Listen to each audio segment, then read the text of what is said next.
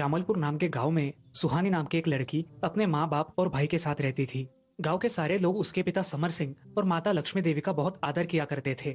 उनकी खेती थी और उनका बेटा श्याम खेती में बहुत मेहनत किया करता था, लेकिन वो बहुत घमंडी था। उसे अपने आप पर बहुत गर्व था। उसे लगता था कि वो अकेला ही घर में कमाता है।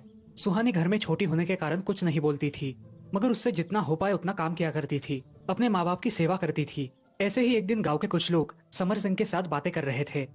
अरे भाई समर सिंह, इतने दिन अपनी बेटी को घर में कवारी बिठा कर रखेगा, उसका ब्याह नहीं करना क्या? अरे करना है ना भाई, बस कोई ढंग का रिश्ता मिल जाए, फिर सुहानी के हाथ पीले करवा दूंगा। हाँ भाई वो भी सही है, फिक्र मत कर, हम है ना, हम ढूंढेंगे तुम्हारे लड़की के लिए रिश्ता। धन्यवाद भाइयों, आप हो तो मुझे किसी बात की चिंता नहीं। समर सिंह मन ही मन सोचता है, मेरे गांव के लोग कितने अच्छे हैं, मेरी आधी चिंता तो ऐसे ही मिटा दी। मैं बड़ा खुशनसीब हूँ कि इस गांव में पैदा हुआ। अब समर सिंह घर पहुंचता है और घर जाकर अपनी पत्नी से कहता है, लक्ष्मी सुनती हो, जरा बाहर आओ, तुमसे कुछ बात करनी है। जी क्या हुआ है? आपने आवाज लगाई, क्या बात है? अरे लक्ष्मी, मैं सोच रहा हूँ कि अपने सुहानी के हाथ पीले कर दूं, क्या कहती हो? जी आपने सोचा है तो ठीक ही होगा। कुछ दिनों बाद सुहानी के लिए एक अच्छा रिश्ता आता है। सरपंच जी ये बात बताने के लिए समर सिंह के घर जाते हैं। समर सिंह जी, आपकी बेटी सुहानी के लिए मुझे एक अच्छा रिश्ता मिला है, अगर आपकी अनुमति हो तो मैं बात आगे बढ़ाऊं। अरे ये तो बहुत अच्छी बात है सरपंच जी, आप रिश्ता लेकर आए हो तो अच्छा ही होगा। तो मैं लड़के वालों को देखने के लिए बुलवा लूं? हाँ सरपंच जी बुलवा लीजिए, हम कल ही मुंह दिखाई करेंगे। आप लड़के वालों को बोल दीजिएगा। अगले ही दिन मुंह दिखाई का कार्यक्रम होता है। लड़के वालों को सुहानी बहुत पसंद आती है। उन लोगों की हाथ सुनकर समर सिंह अपनी बेटी की शादी करवा देता है। शादी होने के बाद सुहानी अपने ससुराल चली जाती है। उसका स्वभाव देखकर ससुराल वाले बहुत खुश है। सुहानी कुछ ही दिनों में घर के कामों में माहिर बन जाती है, मगर उसकी ये खुशियाँ बहुत दिन तक टिक नहीं पाती। उसकी जिंदगी में एक बहुत बड़ा तूफान आता है। शादी के कुछ दिन बाद ही उसका पति एक हादसे में मारा जाता है। सुहानी के जिंदगी में अंधेरा छा जाता है। कुछ दिन ससुराल रहने के बाद वो अपने मायके चली आती है, लेकिन उसके भाई श्याम को ये बात पसंद नहीं आती। माँ, ये सुहानी हमारे घर कितने दिन रहने वाली है, इसे उसके ससुराल जाना चाहिए। अरे तुम्हें क्या तकलीफ है? इस घर पर जितना हक तुम्हारा है उतना ही सुहानी का भी है, समझे? अच्छा, तो इस घर में अब उसका भी हक है, उसके ससुराल में उसका कोई हक नहीं क्या? माँ, मेरी वजह से आप लोग झगड़ा मत किया करो। अगर मेरी वजह से घर वालों को तकलीफ हो रही है तो मैं यहाँ से चली जाती हूँ। हाँ वही सही होगा, तुम्हारे लिए भी और हमारे लिए भी, समझी? सुहानी, तुम्हारी वजह से हमारे घर में कोई तकलीफ नहीं हो रही है। अगर किसी को तकलीफ हो रही है तो वो इस घर से बाहर निकल जाए। कब से मैं ये विवादी है, कल ही मैं पंचायत बुलवाकर घर के 2 बंटवारे करता हूँ, हर रोज का टेंशन तो नहीं रहेगा। वही सही रहेगा। अगले ही दिन समर सिंह पंचायत के कुछ लोगों को और सरपंच जी को घर पे बुलाते हैं। सरपंच जी, मुझे मेरा हिस्सा चाहिए। देखा सरपंच जी कैसे बात करता है। अरे श्याम, इस उम्र में घर का बंटवारा अच्छा नहीं लगता, एक बार फिर से सोच लो। सरपंच जी मैं अपना निर्णय ले चुका हूँ, आप घर का बंटवारा कर दीजिए। जिस बेटे को बात करने की तमीज नहीं उससे मैं और क्या अपेक्षा करूँ। सरपंच जी आप बंटवारा कर दीजिए, ये रोज रोज की झिकझिक मुझे नहीं सही जाती। सरपंच जी घर का बंटवारा कर देते हैं और अब श्याम और उसके माता पिता अलग अलग रहने लगे। अब सुहानी खेतों में बहुत मेहनत करने लगी और उसके साथ साथ अपने माता पिता का अच्छे से ख्याल रखने लगी। ये सब देखकर श्याम बहुत जलने लगा था। सुहानी, कितना करेगी बेटी हमारे लिए? मैं मेरा कर्तव्य पूरा कर रही हूँ माँ, मुझे आपकी सेवा करके आनंद मिलता है। बेटी, तुमने हमारे भाग खोल दिए हैं, तुम्हारी जैसी बेटी मिलने को भी भाग्य लगते हैं। ऐसे ही कुछ साल बीत जाते हैं। सुहानी अपना काम और अपने माता पिता की सेवा जारी रखती है। एक दिन, अजी, हमारी सुहानी सोना है सोना, जो कितना भी घिसे खरा का खरा रहता है। हम तो सच में बहुत पुण्यवान हैं। हाँ तुम सच कह रही हो। आज तक हम समझते थे कि हमारा बेटा श्याम ही हमारे घर का दीपक है, हमारे घर का नाम रोशन करेगा, मगर जिसे हमने घर का दीपक समझा था वही घर का भेदी बन गया, और जिस लड़की को हमने कलंक समझा था वो हमारा नाम रोशन कर रही है। हाँ, आप सच कह रहे हो, हमारे सच में भाग खुल गए। चलो हम उसके लिए आज खाना पकाते हैं, आज हम मिलकर खाना बनाएंगे। हाँ, आज हम दोनों मिलकर खाना बनाते हैं। समर सिंह और लक्ष्मी मिलकर खाना बनाते हैं और सुहानी का इंतजार करने लगते हैं। शाम के समय सुहानी घर पर आती है। घर में खाना तैयार देख वो माँ से कहती है, माँ, मैंने तुमसे कितनी बार बोला है कि काम मत किया करो, मैं काम कर लूंगी ना, तुम क्यों तकलीफ उठाती हो? अरे बेटा इसमें तकलीफ कैसी? अरे दिन भर तुम इतना काम करती हो, हमने इतना सा काम कर लिया तो उसमें कौन सी बड़ी बात है? माँ, आपने काम किया तो मुझे अच्छा नहीं लगता, मैं होते हुए आपको काम करना पड़े, मुझे अच्छा नहीं लगता। बस करो, चलो अब खाना खाते हैं, भूख लगी है। सब लोग खाना खा लेते हैं। सुहानी घर के सारे काम खत्म करके सो जाती है। अगले दिन सुबह जल्द ही उठकर वो अपना सारा काम कर लेती है। थोड़ी देर बाद उसके माँ को भी उठा देती है। उसके बाद वो अपने पिताजी को उठाने के लिए उनके पास गई। पिताजी, सुबह हो गई है, आपको उठना नहीं है क्या? अरे हाँ उठना चाहता हूँ, मगर आज बहुत थकान लग रही है।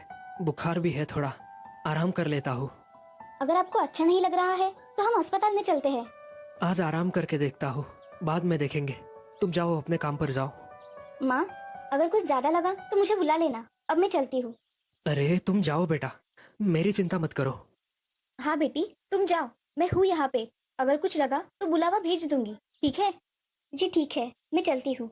सुहानी घर से काम के लिए निकल गई, लेकिन यहाँ समर सिंह का बुखार उतरने का नाम ही नहीं ले रहा। लक्ष्मी ने एक बच्चे को सुहानी को घर बुलाने के लिए भेजा। सुहानी दीदी, काका को बहुत तेज बुखार आया है, तुम्हें घर पर बुलाया है। अच्छा, तुम चलो, मैं आती हूँ। ये बात सुनकर सुहानी दौड़ी दौड़ी घर चली आती है। घर आकर अपने पिताजी की हालत देखकर वो वहाँ से सीधे सरपंच जी के पास चली जाती है। सरपंच काका, मुझे आपसे जरा काम है। हाँ बोलो सुहानी बेटी, क्या बात है? काका, पिताजी को बहुत तेज बुखार है, आप मेरे साथ घर चलिए, हम उन्हें अच्छे अस्पताल में लेकर जाएंगे। ठीक है, चलो बेटी। सरपंच जी सुहानी के साथ उसके घर आते हैं। अरे सुहानी, इनका बदन तो बहुत गर्म है, हमें इन्हें अस्पताल लेकर जाना पड़ेगा। सरपंच जी गांव में फोन करके गाड़ी बुलवा लेते हैं और समर सिंह को अस्पताल लेकर जाते हैं। सुहानी भी उनके साथ चली जाती है। अस्पताल में डॉक्टर समर सिंह को देखते हैं। इनको मैं कुछ दवाइयाँ लिख के देता हूँ, उनसे इन्हें आराम पड़ जाएगा। अब आप इन्हें घर पे लेकर जाओ।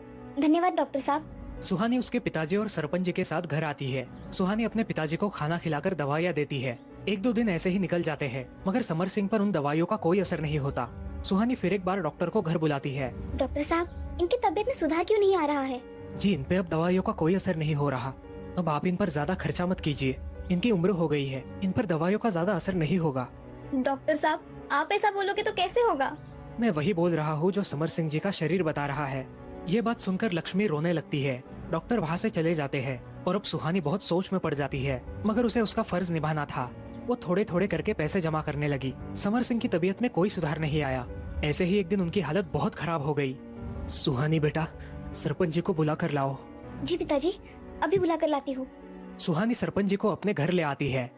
अरे बोलो ना समर सिंह, तुमने बुलाया?